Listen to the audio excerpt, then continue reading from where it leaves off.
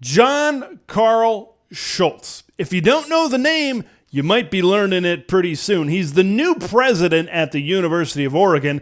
He's got Big Ten ties, and he loves nationwide Big Ten expansion. Could he push the Ducks to the Big Ten faster than anticipated? Before we get to that, just a reminder to hit subscribe to the channel if you haven't already. Big Ten content all off season long.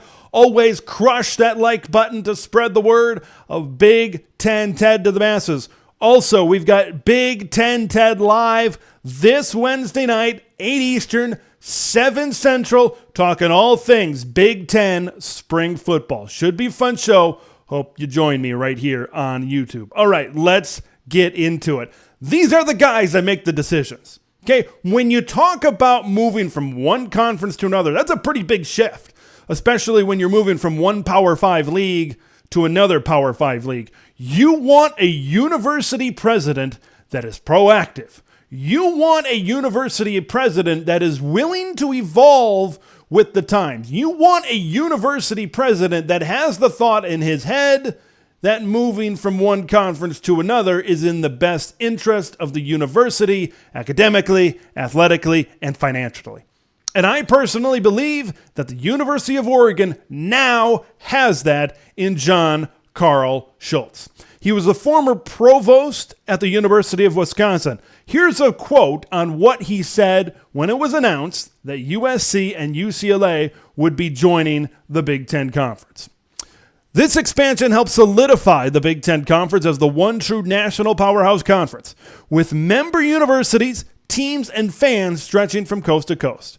As importantly, it adds 2 outstanding academic institutions to the Big Ten, the premier Power 5 academic conference in the country. The premier Power 5 conference in the country. Not the conference of champions in the Pac-12, the premier academic conference. The premier conference is the Big Ten Conference. So you've already got that thought in his head. And he had been in the Big Ten for a long time, and he was saying all sorts of great things about the Big Ten and the expansion of the Big Ten, coast to coast. And now that same guy is the president of the university at Oregon, a school that even before him was looking to make a move to the Big Ten. There were representatives when USC and UCLA made the move. There were representatives from Oregon, not at the, not president, not chancellor, not things like that. There were representatives at Oregon, and there were representatives in the Big Ten, not Kevin Warren, not people in his office, but there were representatives from both that were talking about the possibility of the Ducks in the Big Ten. There were also reports recently that say the original thought of Western expansion was USC and Oregon, but apparently the TV networks wanted to own Los Angeles with the Trojans and the Bruins. I believe the interest has always been there. I'm not saying how strong the interest has been. I'm just saying the interest has always been there. The Big Ten and Oregon/Washington have always had their eyes on each other, and it's just a matter of when's the right time for the other to ask the other to the dance. That's what I believe right now. So this move with John Karl Scholz becoming the university president at Oregon, I firmly believe this is either a extremely short-term play where this is going to get done now faster because he's the president, or this is a long-term play. Let me explain both. I'll start with the long-term play. Right, you've got brand new university president at Oregon, okay? You got transition in the commissioner's office at the Big Ten Conference, right? Kevin Warren is going to be driving across the Chicago suburbs to the Chicago Bears headquarters here sometime in April. And the Big Ten needs a new commissioner at some point, right? They need leadership to provide direction for the university presidents of what's going to happen in the future. Now, you've got all this, and then you pile on top the report on Monday that said Andrew Marchand said ESPN and the Pac-12 aren't very close to a deal.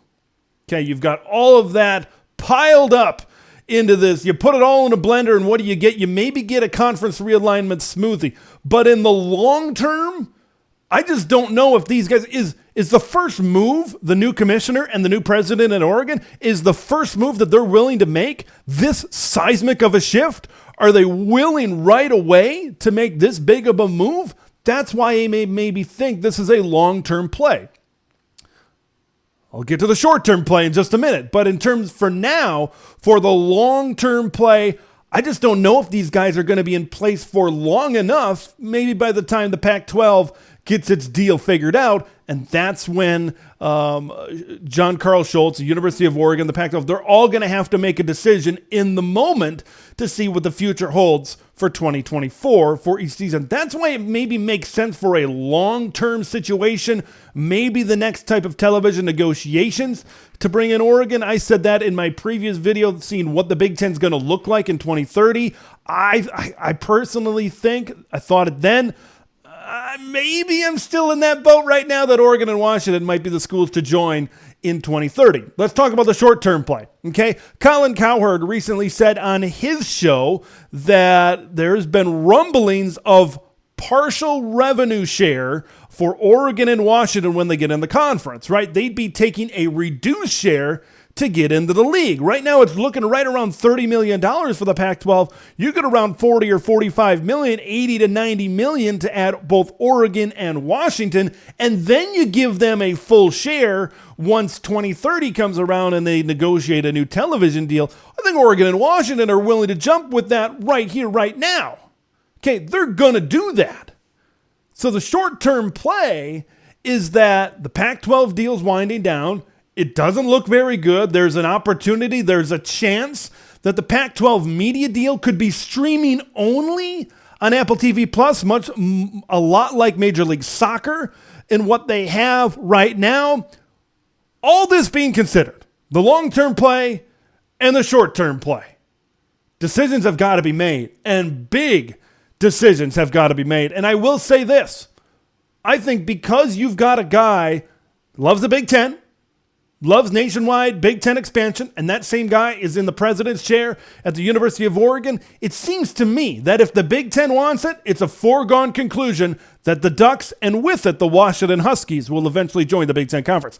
I want to hear your thoughts. Do you think that this new move, having a new president with Big Ten ties at the University of Oregon, does this mean that the Big Ten and Oregon are going to get a deal done sooner? Are they going to get it done this year? Leave your thoughts in the comments below. Subscribe to the channel if you haven't already.